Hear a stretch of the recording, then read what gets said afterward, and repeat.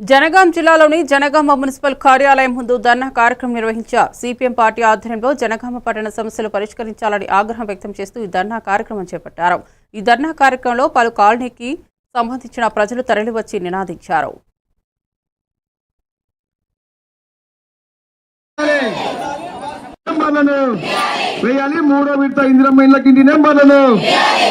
జనగామ సమస్యలు కుప్పలుగా పేరుకపోయిన పరిస్థితి ఉంది.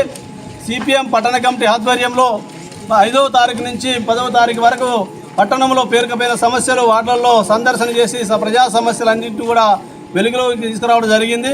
జనగామ పట్టణంలో ముఖ్యంగా చెత్త పెద్ద ఎత్తున పేరుకుపోయి ఎక్కడి కూపాలు అక్కడనే మురుకుపాలుగా ఉన్నాయి. మొత్తం జనగామ పట్టణం ఇవాళ దుర్గంధం వెదజల్లుతూ పెద్ద ఎత్తున దోమలు, దాంతో ప్రజల అనారోగ్యానికి గురవుతున్న పరిస్థితి ఉంది. మరియు విషజ్వరాలు వస్తున్న పరిస్థితి జనగామ పట్టణంలో కొనసాగుతుంది. అదే సందర్భంగా కోతులు కుక్కలతో పిల్లలు స్కూల్కి వెళ్ళాలంటే కూడా భయపడుతున్న పరిస్థితి జనగామ పట్టణంలో నెలకొంది. దాంతోపాటు నెహ్రూ పార్క్ నుండి మల్లన్న గుడి వరకు 60 ఫీట్ల రోడ్డు అది ప్రారంభం చేసి 4 సంవత్సరాలు అయింది.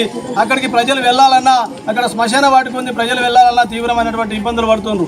దానితో పాటు జనగామ పట్టణంలో డ్రైనేజ్ సంబంధించినటువంటి వ్యవస్థ అంతా కూడా అస్తవ్యస్తంగా ఉంది. అదే సందర్భంగా శివారు కాలనీ అన్నిటి కూడా చుట్టూ ఎక్కడ చాలా దూరంలో ఉన్నాయి.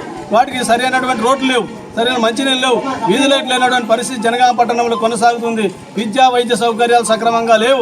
జనగామ పట్టణంలో ఉన్నటువంటి చాలా మందికి ఇళ్ల స్థలాలు రాక ఇబ్బందులు పడుతున్నారు. వచ్చినటువంటి ఇందిరమ్మ ఇండ్లు కాంగ్రెస్ కార్యకర్తలకే పరిమితమైన తప్ప నిజమైన లబ్ధిదారులకు పేదలకు ఇచ్చేటువంటి పరిస్థితి లేదు.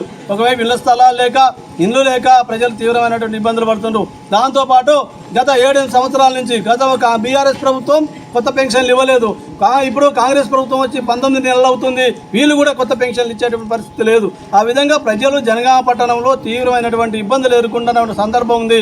ఈ సమస్యలన్నింటినీ కూడా పరిష్కరించాలని చాలాసార్లు మరి మున్సిపల్ కమిషనర్కి మెమోరాండాలు ఇవ్వడం జరిగింది. స్పెషల్ ఆఫీసర్ గారికి అనేక వినతులు ఇవ్వడం జరిగింది. కానీ